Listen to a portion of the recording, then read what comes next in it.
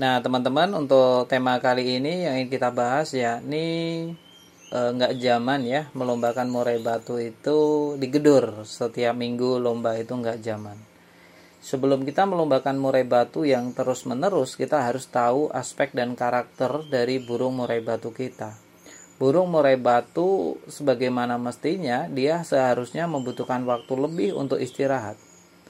Kalau murai batu tidak ada waktu untuk istirahat, bagaimana dia bisa memupuk, mengeluarkan materi atau membongkar materi? Bagaimana juga dia bisa menekan lawan dalam artian mengintimidasi, ya, menebalkan wilayah teritorialnya. Dari segi mental juga, bagaimana mentalnya bisa dipupuk kalau dia terus-terusan digedur? Terus dari segi tenaga, murai batu yang cenderung digeber selalu, maka dia akan memporsir dirinya. Seperti halnya punya tabungan banyak tapi dia kuras ya untuk pemborosan di waktu yang singkat tadi. Jadi sangat disayangkan. Ya. Karena kita bisa memilih opsi istirahatkan burungnya agar lebih berkondisi ulang. Terus bisa pemasterannya bisa lebih maksimal. Untuk pemasteran maksimal sebaiknya dilakukan di 1 bulan penuh dengan diberikan hanya 2 masteran ya, burung kecil-kecil. Terus dari segi mental itu akan terpupuk dan kuat ketika dia mendapatkan suplai tenaga yang cukup.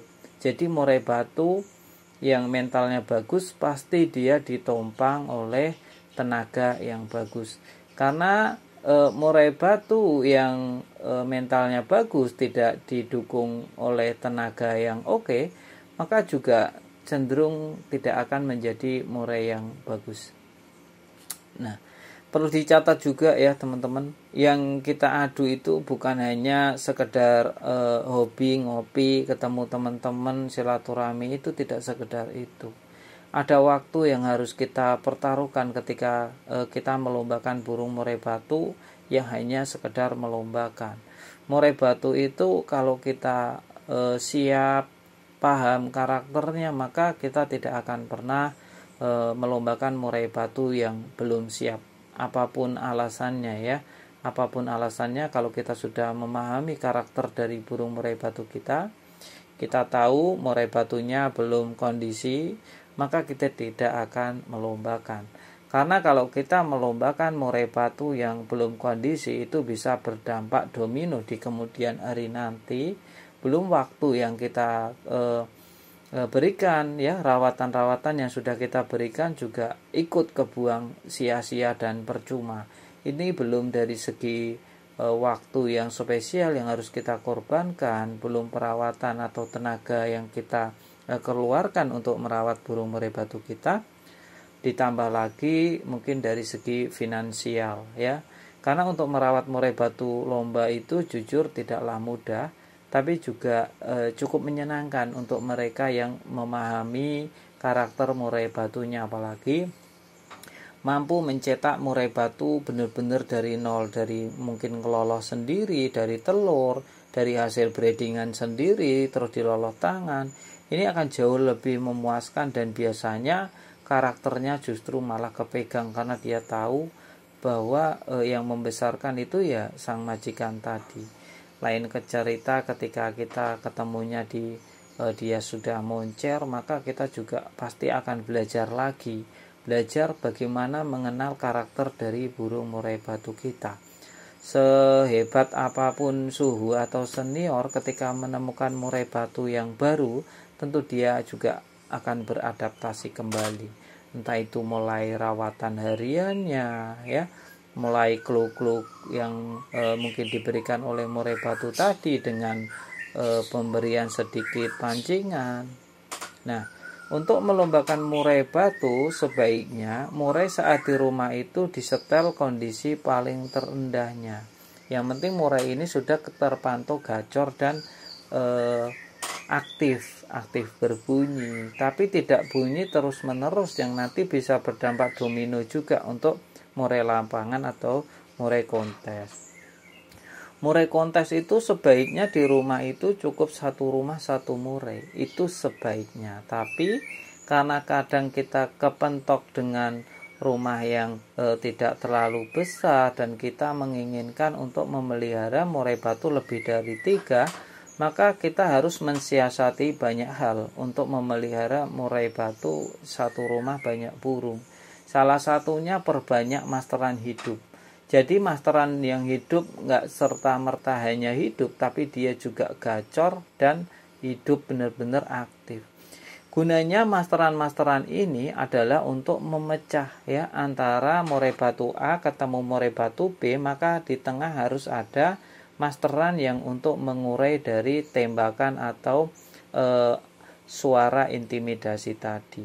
Karena takutnya kalau tidak ada masteran yang cukup, maka bisa berimpak buruk pada murai batu yang kalah mentalnya. Dalam artian, setiap murai batu memiliki kemampuan atau karakter mental yang berbeda-beda.